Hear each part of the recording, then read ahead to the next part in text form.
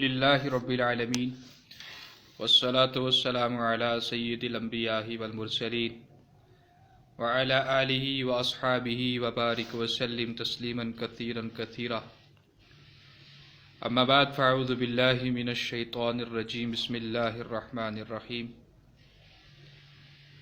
تہمت لگانا بہت بڑا گناہ ہے، اور تہمت یہ ہے کہ ایک آدمی نے وہ گناہ نہیں کیا، اس گناہ کے الزام میں اس کو ذلیل کرنا اور اس کی باتیں لوگوں تک پہنچانا، اور اس نے وہ کام نہیں کیا، پاک صاف اور زندگی اس کی نیکوکاری والی ہے، آپ اس پر تہمت لگاتے ہیں۔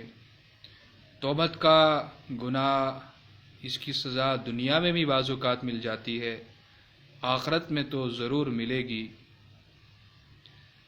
امام مالک رحمۃ اللہ علیہ نے ایک بہت عجیب واقعہ لکھا ہے کہ مدینہ منورہ کے گرد و نواح مضافات میں ایک عورت فوت ہو گئی، تو کچھ عورتیں غسل دے رہی تھی، تو اس میں ایک خاتون، وہ بھی جو غسل دینے کے اعتبار سے غسل دے رہی تھی، جب اس کا ہاتھ اس عورت کے جسم پر لگا ران کی طرف، تو اس کی زبان سے کچھ عجیب، عورت جو مر چکی تھی اس کے لیے تہمت کے انداز میں الفاظ نکلے کہ اس کا کسی سے خراب تعلق تھا، بد تعلق تھا، برا تعلق تھا۔ غسل دینے والی عورت اللہ کی گرفت میں آ گئی، اس کا ہاتھ وہیں پر چمٹ گیا، جدا نہیں ہو رہا، ران کے ساتھ اس کا ہاتھ، زندہ جو عورت غسل دے رہی تھی وہیں چمٹ گیا۔ اب وہ پریشان ہو گئے سارے کہ غسل دینے والی عورت کا ہاتھ کیسے جدا کیا جائے۔ بعضوں نے مشورہ دیا کہ ران کاٹ لو، بعضوں نے کچھ مشورہ چھری سے جسم کے اعتبار سے وہ حصہ کاٹ دو۔ تو جو اس خاتون جو فوت شدہ تھی، اس کے خاندان والے، وہ تو یہ بات مان نہیں رہے تھے کہ اب کیسے یہ بات کریں اور کیسے اس کا ہاتھ جو چپکا ہوا اس کو جدا کریں۔ وہ مقامی علماء سے بھی مشورہ لیا، انہوں نے بھی کچھ عجیب اپنے اعتبار سے رائے دی کہ ایسا کرنا چاہیے، کسی نے کہا ایسا کرنا چاہیے۔ اب سارے مولانا اور علماء وقت کے جو تھے امام مالک رحمۃ اللہ علیہ کے پاس تشریف لے گئے، اور امام صاحب اس وقت قاضی القضاء تھے۔ وہ امام صاحب کی خدمت میں حاضر ہو کر کہنے لگے کہ ایک عورت ہے، مری پڑی ہے، اور دوسری عورت جو غسل دینے والی، وہ اس کو غسل دے رہی تھی، اس کا ہاتھ چمٹ گیا اس کے ساتھ۔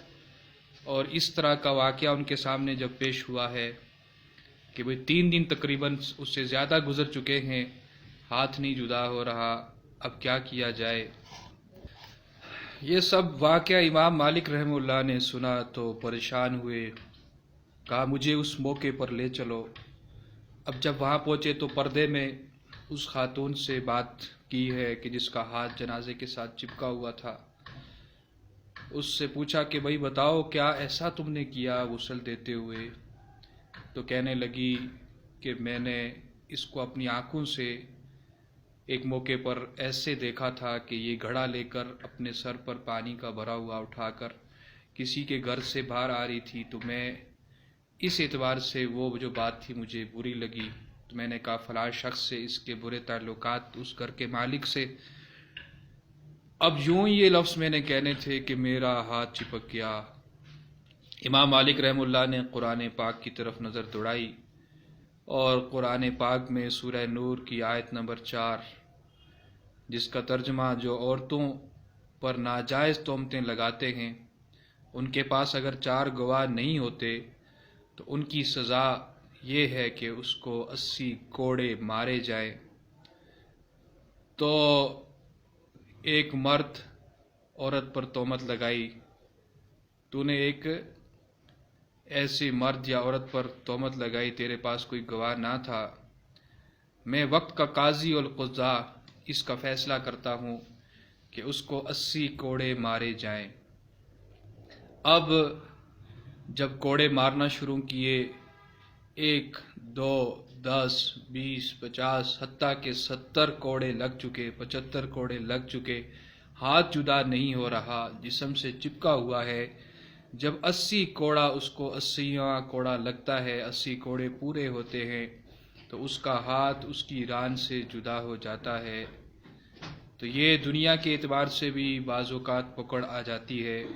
ہمارے معاشرے میں یہ بیماری عام ہو چکی ہے، بالکل عام۔ ہر ایک دوسرے پر تہمت لگائے جا رہا ہے، ہر ایک دوسرے پر۔ اس موقع پر یہ بھی میں کہہ دوں کہ ہر ایک ولی ہر چیرا ہر کجارا ولی ہر چیرا ولی می دانی، اس طرح کا ایک فارسی کے اشعار کے کچھ بول ہیں کہ ولی ہر کسی کو ولی ہی جانتا ہے، ولی ہر ایک کو ولی ہی کہ سمجھتا ہے، اور جو چور ہوتا ہے ہر ایک کو چور سمجھتا ہے۔ بعض اوقات دیکھنے میں آتا ہے ہمارا کوئی جوان موبائل پکڑ کر بیٹھا، اب مسجد میں ایک جوان بیٹھا ہوا تھا تو اب سب اس کو دیکھ رہے تھے، ہر ایک اپنے انداز سے۔ تو اب میں جب دیکھا تو میں سمجھ گیا کہ اس نے قرآن پاک کی اپلیکیشن ڈال رکھی ہے اور بیٹھ کر تلاوت کر رہا ہے۔ اب اسی طرح سے بہت سے موقع ایسے ہوتے ہیں کہ میں اور آپ تہمت بھی لگا دیتے ہیں، دوسرے پر الزام بھی لگا دیتے ہیں۔ اس سے بہتان سے، تہمت سے بچنا چاہیے۔ اللہ پاک ہم سب کو عمل کی توفیق نصیب فرمائے۔ السلام علیکم ورحمۃ اللہ وبرکاتہ۔